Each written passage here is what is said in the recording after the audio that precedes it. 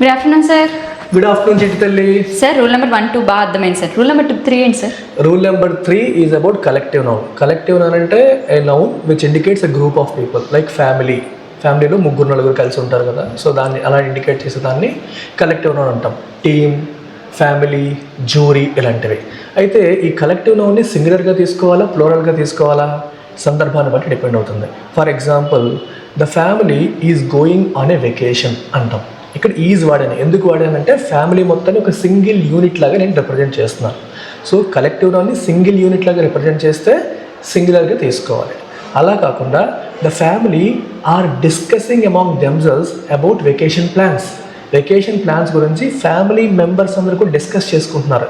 ఇక్కడ ఫ్యామిలీ అనే పదాన్ని వాడాను, కానీ నా ఉద్దేశం ఏంటంటే అందులో మెంబర్స్ అనే పదం నేను సెంటెన్స్లో రాయలేదు. The family are discussing among themselves. So నేను ఫ్యామిలీలో గ్రూప్ లోపల ఉన్న ఇండివిజువల్ మెంబర్స్ పైన ఫోకస్ చేసినప్పుడు ప్లూరల్ కింద తీసుకుంటాను. గ్రూప్ అంతా ఒకటే యూనిట్గా తీసుకున్నప్పుడు సింగులర్ కింద తీసుకుంటాను. Okay sir. సార్ నేనైతే ఇక్కడ ఉన్నాను, మీరు చెప్పినవన్నీ వింటున్నాను, బాగా అర్థమవుతుంది. మరి నా ఫ్రెండ్స్ ఆన్లైన్లో ఉన్నారు, వాళ్ళకి ఎలా సార్? సో ఆన్లైన్లో మన క్లాసెస్ డౌన్లోడ్ చేసుకోవచ్చమ్మా. LTX క్లాసెస్ యాప్ డౌన్లోడ్ చేసుకొని అందులో ఇంగ్లీష్ ఇన్ఫినిటీ అని కోర్స్ ఉంటుంది. సో నా క్లాసులన్నీ కూడా అందులో ఉంటాయి. Thank you sir.